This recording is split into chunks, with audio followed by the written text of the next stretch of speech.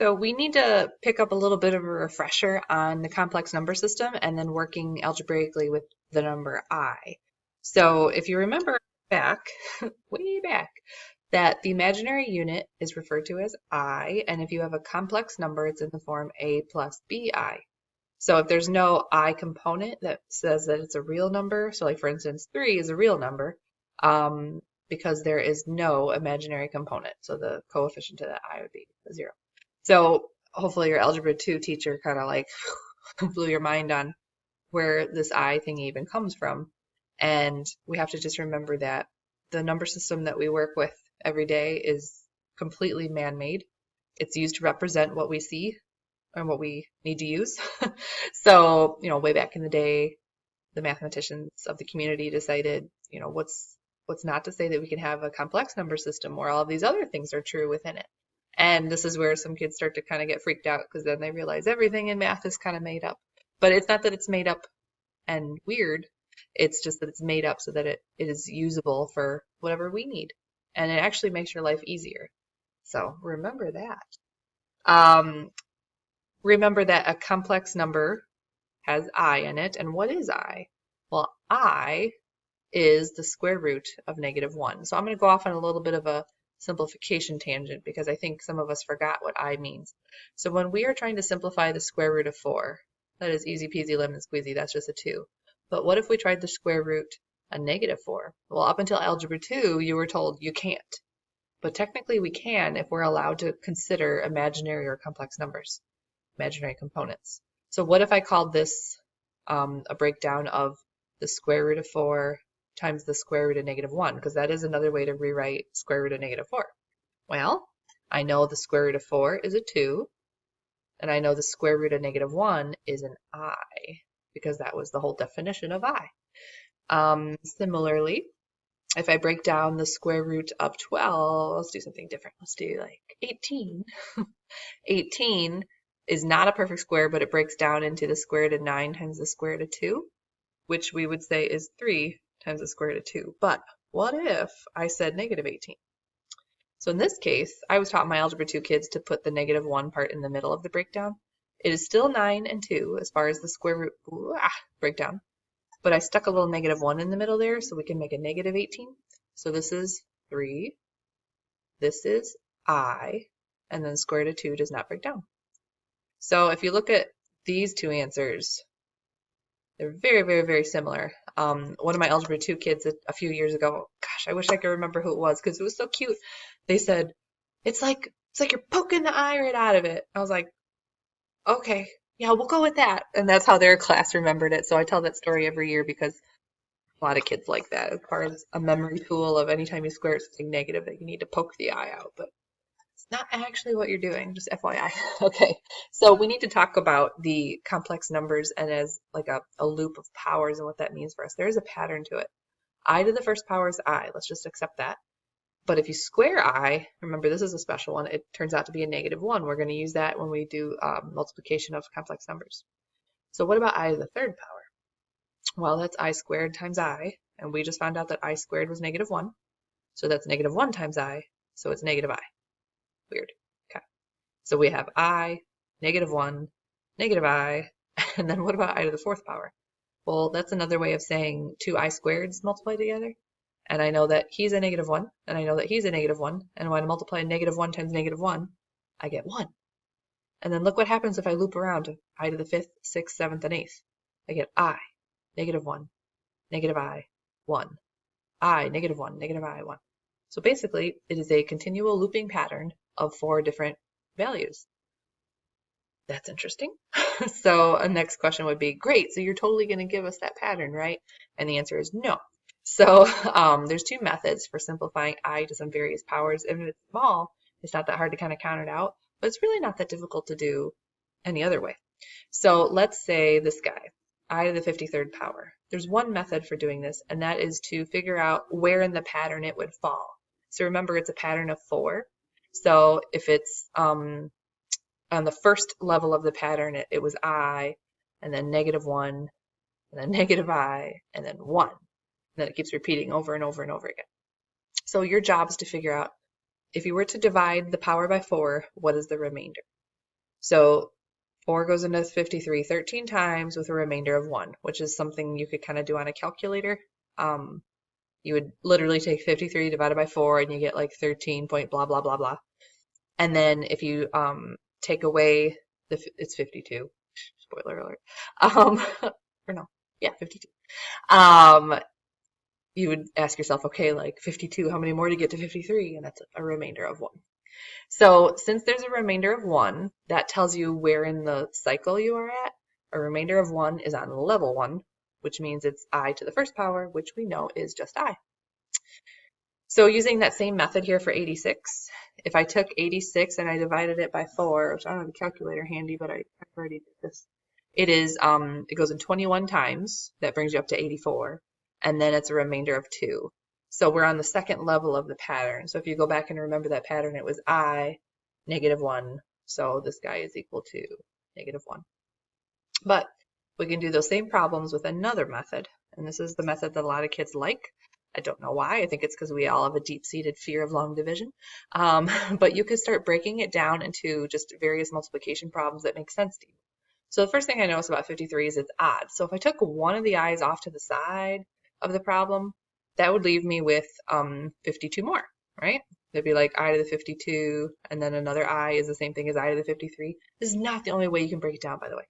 So then I would say, all right, well, like I know 52 is divisible by 4.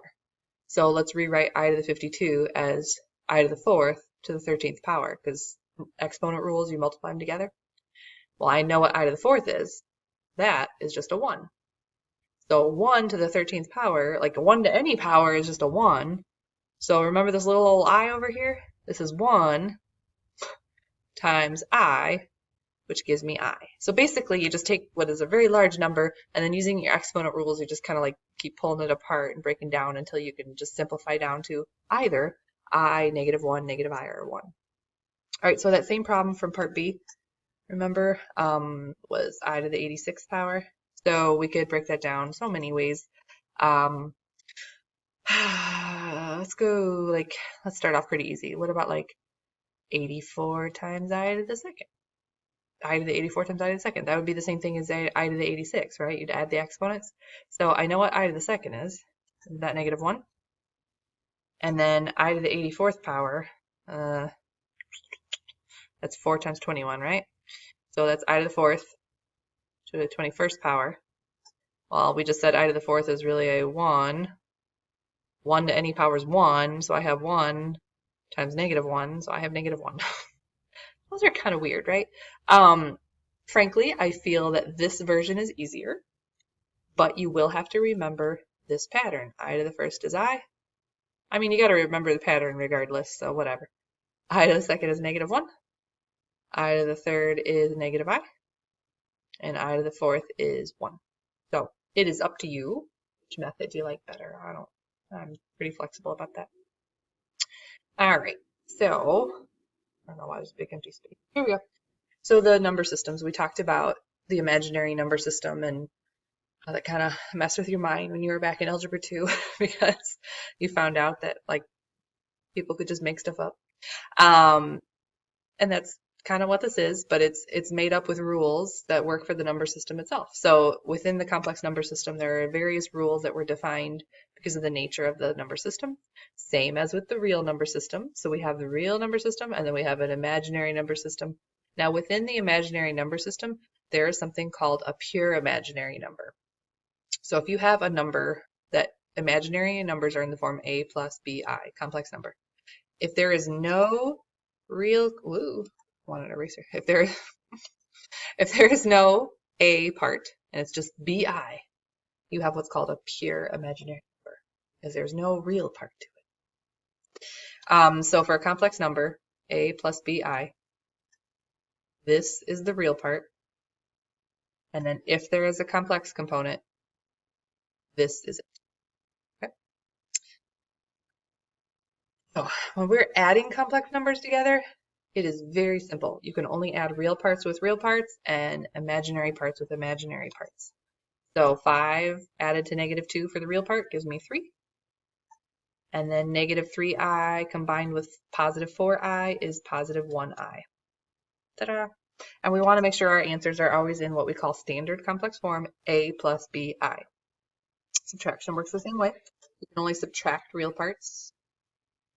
So 10 minus 14 is negative 4 for the real part. And then watch your subtraction, because you know this gets me, right? We have negative 2i minus negative 6i. So that turns into a plus. So plus 4i is my complex, or imaginary part, I should say. Multiplying complex numbers is a little more exciting. Yes, you can do this on your calculator if you put it in complex imaginary mode. I like that you guys know that, but I want you to be able to do it by hand, because remember, half the ACT is no calculator, almost. So there's nothing to be said where they won't make you do that. And there's more complex number work coming your way in the future, so you want to be able to do this quickly and efficiently in your head without having to rely on your graphing calculator to do it for you. So multiplying, you can multiply anybody by anybody. That's the good news. And if you multiply two imaginary numbers together, you end up with a real number. Let's see why that works. I'm referring to the I parts only. 2 times 7 is 14. And then minus 8i, gosh, it's too late. Negative 3i times 7 is negative 21i. And then negative 3i times negative 4i is positive 12, but then it's I times I, so it's I squared. So a couple things to remember. Now we're adding and subtracting, so only real parts go with real parts and complex parts go with complex parts. I said the wrong thing again, imaginary parts with imaginary parts. And the other thing we have to remember is that from our little cycle of i's, I squared is synonymous with negative 1. So right here, this guy is really 12 times negative 1, which makes this number a negative 12. So possibly in Algebra 2, you started getting crafty and you stopped writing down the I squared part and you just kind of switched the sign, and instead of writing plus 12i squared, you just wrote minus 12. That's great. I hope you can get to that point here in PreCalc as well. Because we're not done. So our real parts here now have to combine. So this becomes a 2, and then the imaginary parts add together to, say, negative 29i. And notice my answer is in complex form, a plus bi. I know it's subtraction, but that means the same thing. So let's see if we can kind of take a shortcut here. 4 times 4 is 16. Outside is negative 20i. Well, that's fun. Inside is positive 20i. We'll talk about that in a second. And then out here, yes, it would be negative 25i squared, but remember that I squared is going to turn into a multiply by negative 1. So what if I just went ahead and called that plus 25? Now, this is very interesting. The imaginary parts cancel. And then your real parts add together and give you 41. So that's a great answer. You could also say 41 plus 0i. That's also acceptable. These are called complex conjugates. We'll get back to this term in a second, but complex conjugates are, like in Algebra 2, we call them twins, but like one's a good twin and one's an evil twin. So the A's are the same. B's are very similar. It's just that one is positive and one is negative. They have the opposite signs. Speak of the devil, using complex conjugates. If it's a plus bi and a minus bi, where a and b are the same numbers, you have complex conjugates. And what's awesome about multiplying them together is that you no longer have to worry about imaginary components because they're going to cancel. So what happens when you divide? Nothing good. Okay, so let's look at this first example. We're going to be dividing 5 minus 3i by 1 minus 2i.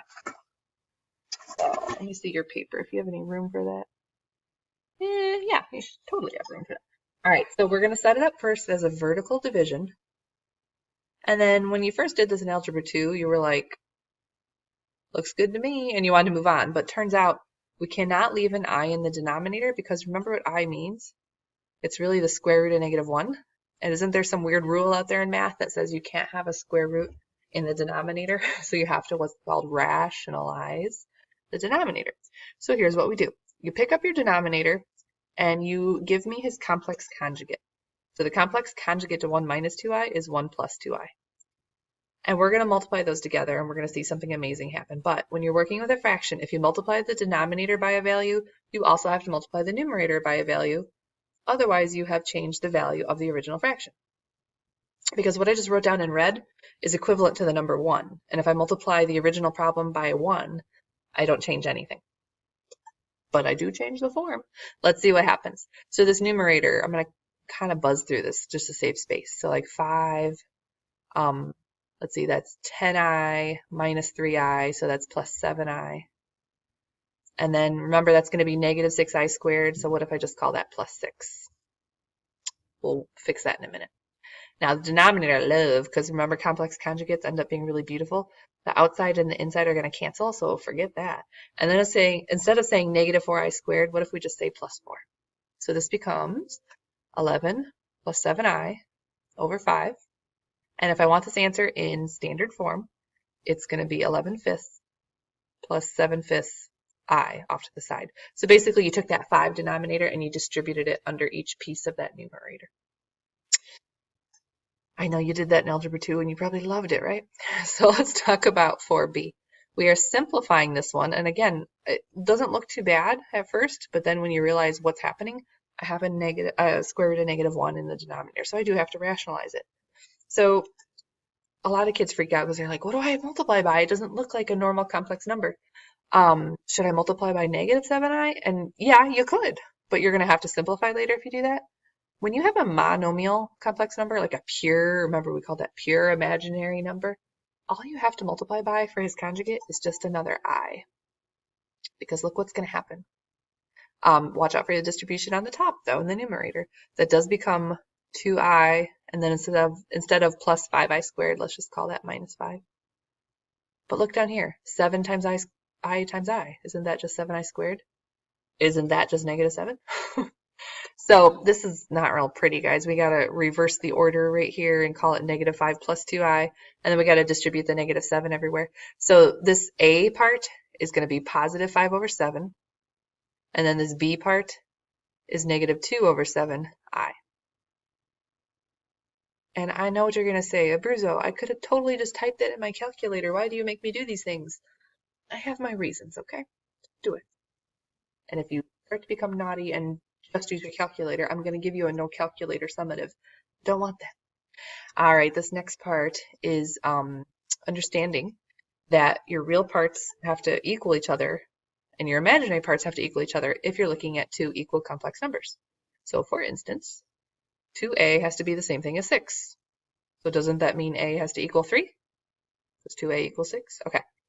And then for the b, the imaginary component here, 5i and bi are the same thing. So doesn't that mean 5 is b? Yeah. So not too complicated, is it? Let's look here. So 12 is the same thing as 3x, which means x must be 4. This one is a little weird though, so look here.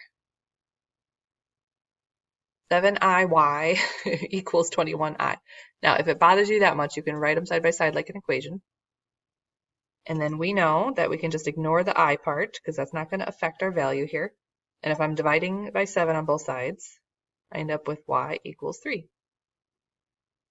Oh, that's fine. All right. Oh, so what's the point in this, huh? Electricity, circuits, anything that runs through battery, anything that runs through voltage. All of that can be explained with only the use of a complex number. So I took a very brief tour of electrical engineering during one part of my master's program, and we talked all about this. And it was really amazing when I realized, like, oh, awesome, there's actually a use for what I'm trying to teach all these kids, right? So any of my future electrical engineers out there, pay close attention. This is going to be your new thing. So the voltage, which they're going to call E as a variable in this equation, and then the current is going to be measured and represented by I, and then impedance is going to be represented by the variable Z, are related by this equation. Voltage equals current times impedance. So they want me to calculate the voltage of the circuit given the current and the given impedance. So here's your current, and amps is the unit that they measure it in. And then the impedance is right here. Ohms is his unit. And I'm supposed to multiply those together. Now the first thing you might notice is they use J instead of lowercase I. It's just one of life's great mysteries, right? In applied mathematics, which is fancy talk for science. No, we'll use J. We'll be fancy. They have little fine changes to their notation, and we just kind of have to be okay with that. So we're going to multiply these together. So we get 7. And then let's see here. That's negative 5j and plus 21j, which I should totally be able to do. So that's plus 16j. And then on the back end here, that's negative 15j squared. Can we just call that a plus 15? And then when I add the 15 and 7 together, I get 22 plus 16j for my voltage. Okay. That doesn't mean anything to me right now because guess what, guys? I'm not an electrician, nor am I an electrical engineer. But this would mean a lot to them when they're setting up their currents and their circuit breakers. You know, things have to work out, otherwise you're going to blow your circuit. So something to think about. I think that was a good lesson, a good refresher on complex numbers. However, if you want some more work on it, go back to my Algebra 2 playlist and find, I think it's called 4.8 Complex Number Systems, something like that. All right, happy hunting.